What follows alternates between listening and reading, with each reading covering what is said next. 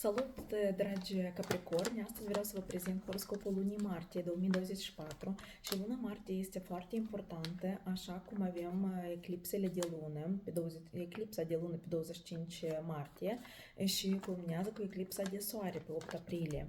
Iată această perioadă între ambele eclipse de lună și cea de soare, de perioadă de 2 săptămâni, este o perioadă foarte, se consideră haotică, nestabilă, neclară, când ceva nu vedem bine, când putem vedea ca prin ceață situația, da, sau ca prin întuneric, când tu nu vezi bine situația și respectiv este foarte bine de evitat orice semnare de contract, orice înțelegere, orice colaborare.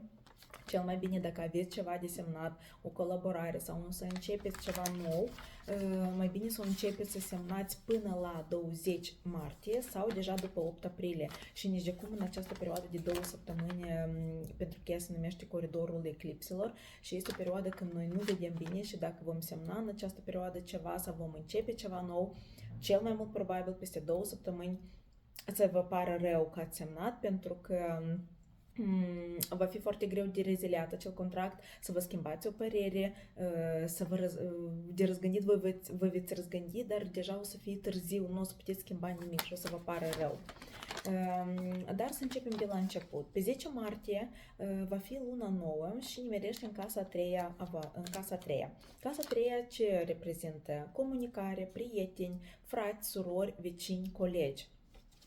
Așa cum avem luna nouă reprezintă o energie nouă, un ciclu nou, un început nou, respectiv voi probabil să faceți cunoștință cu persoane noi, să aveți o comunicare nouă, da, cu o altă persoană, poate cu un coleg nou să vină la voi la serviciu, da, sau voi vă plecați și aveți colegi noi în jurul vostru, sau chiar vecini noi, poate voi vă mutați, poate cineva se mută alături de voi și o să aveți vecini noi. Ceva nou în sfera aceasta, în casa a treia, legat de prieteni, vecini, colegi, frați și surori. Sau chiar poate să auziți o noutate de la fratele, sora voastră. Pe 11 martie, Mercur intră în casa 4. Casa 4 este casa casei, casa familiei, casa unde voi locuiți, da, părinții, tot este casa 4. Mercur, cum știm, este planeta comunicării, informației, știri, noutăți, tot ce scriem, tot ce vorbim, mesajele pe care le primim, tot este Mercur. Și pe 11 martie e posibil să primiți noutăți referitor la casă, la părinți, poate voi căutați o casă și vreți să vă mutați și atât primiți noutatea cea mult așteptată legată de casă, sau primiți o noutate de familie, despre un membru de familie sau despre părinții voștri, sau poate, eu știu, poate ceva legat de chirie, dacă încă nu aveți casa voastră, poate stați în chirie, poate dați ceva în chirie, tot ce este legat de proprietate, da, de imobil, pentru că casa, sunt persoane care locuiesc în casă, dar încă nu este casa lor. Respectiv tot ce este legat de casă, unde trăim noi, de părinții noștri, veți avea careva noutăți. Pe 12 martie, Venus intră în casa 3 și Venus este planeta plăcerilor, dragostei, a banilor și în casa 3, tot în casa în care sunt frații, colegii, surorile, vecinii, prieteni, toți cu care noi comunicăm, da, tot anturajul nostru cu cine noi comunicăm de obicei. Aici poate să vă dea să vă faceți cunoștință cu o persoană și anume de gen feminin, pentru că Venus reprezintă femeile de obicei și poate o să aveți ori o prietenă nouă, ori o iubită nouă, ori o să începeți o comunicare nouă cu o persoană plăcută și frumoasă, da, și veți fi mulțumiți de această comunicare. Sau poate chiar Venus mai reprezintă și sau simbolizează și banii, poate veți avea chiar un venit sau un câștig financiar în baza acestei comunicări cu acea persoană. Pe 20 martie deja se unesc trei corpuri cerești, nodul nord care simbolizează sau reprezintă direcția noastră, dorința noastră, focusul nostru, pe ce noi ne focusăm, pe ce noi pierdem energie pentru a obține acea dorință, da? Care este direcția noastră, scopul, profesia, tot ceea ce noi ne dorim, aceasta reprezintă nodul nord. Chiron, care este un asteroid, care reprezintă de fapt o persoană ca consultant, poate fi psiholog, poate fi o persoană specialist care vă poate da un sfat, un sfat sau vă poate da o lecție anume de care voi aveți nevoie. Totodată Chiron mai simbolizează și cifra 2. Pot fi ceva 2, da? Ceva două profesii, două limbi străine, două case, două mașini și mai departe. Și Mercur, care este planeta vorbirilor, informațiilor, comunicărilor, știri, noutăți și tot ceea ce scriem și vorbim. Iată aici ele se unesc în casa patra la voi, tot care este legată de casă, de locul unde voi trăiți sau de părinți, poate aici veți avea veți cumpăra o a doua casă sau aveți o casă, pe una o veți da în chirie sau poate faceți careva contracte sau acte pentru casă sau, iată, persoana de care spuneam care reprezintă Chiron poate fi un consultant, o persoană de la notar, o persoană de la cadastru, de la care veți avea nevoie o consultație sau un act legat de casă, de proprietate, poate fi chiar și de pământuri, de loturi de pământ, dacă nu de casă, pot fi chiar și de loturi de pământ. Poate veți avea, așa cum Mercur sunt acte, mai reprezintă și actele, vă puteți ocupa de acte și să aveți nevoie de un specialist anume să vă dea sau să vă ajute în procesarea actelor poate mai rapid. Puteți face al doilea pașaport sau puteți face a doua cetățenie sau puteți obține reședință în altă țară, da? De așa gen pot fi evenimente. Pe 21 martie soarele intră în casa 4, deja și soarele intră acolo și soarele de obicei este ceva care ne dă voință, dorință, putere, energie pentru a face ceva. Iată aici soarele vă va ajuta pentru a face ceea ce vă doriți sau să obțineți pe ceea ce voi vă focusați în legătură cu casa 4, cu casa, teren, lot de pământ, poate teren, ceva cu proprietate. Pe 22 martie Venus se unește cu Saturn în casa 3. Așa cum Saturn reprezintă ceva vechi, de lung timp, sau bătrân, sau în vârstă, da? Și casa 3 reprezintă prieteni, comunicare, poate veți avea o situație când o persoană sau un prieten sau un cunoscut care este mai în vârstă sau un prieten vechi, poate dacă nu este bătrân, da, sau în vârstă, poate fi, cum se zice, un prieten bătrân, da, din copilărie, din colegi de clasă, din grădiniță, poate să vă ajute la să vă ajute la ceva, poate chiar legat de casă, da, poate nici nu știți că v-ați dus la notar, la cadastru, de acolo exact lucrează persoana cea pe care voi de mult o știați, era colegul vostru de clasă, colega voastră de clasă. Și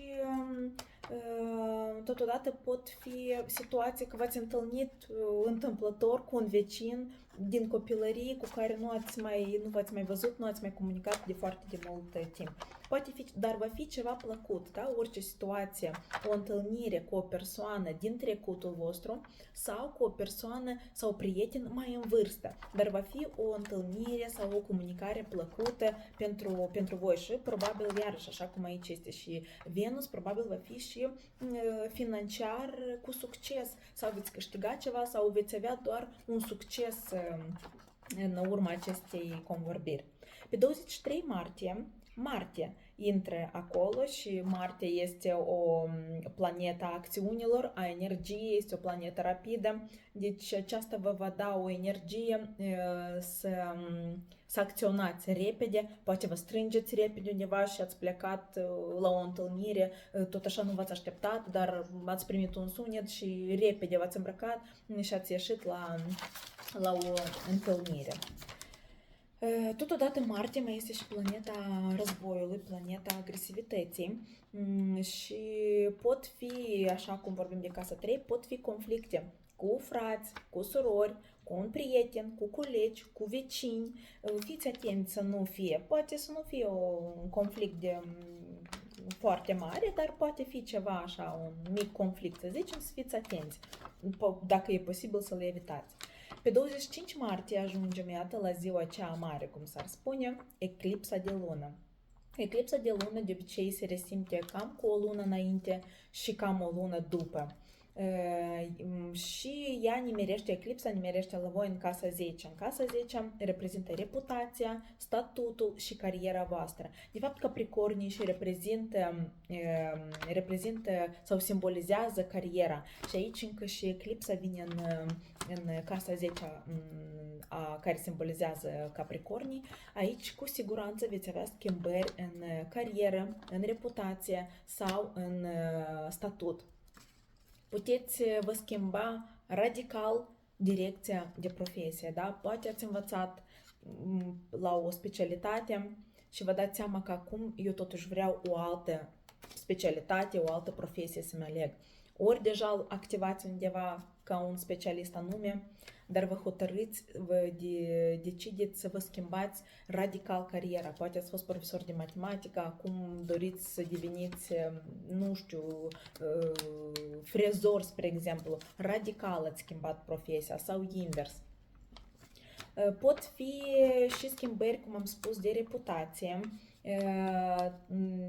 Reputația tot poate să schimbări, adică pot fi și spre bine și spre rău. Sperăm să fie spre bine, pentru că Capricornii simbolizează cariera, înseamnă că nivel înalt, respectiv și reputația înaltă.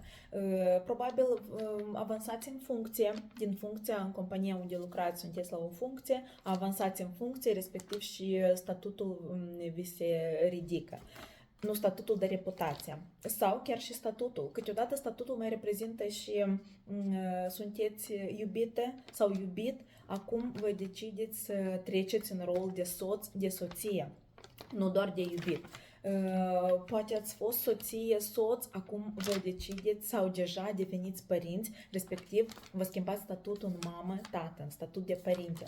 Exact la fel și cu bunei. Poate au fost doar părinți, acum a venit timpul să devină bunei, adică și-au schimbat statutul din părinți în bunei. Poate cineva iese la pensie, da?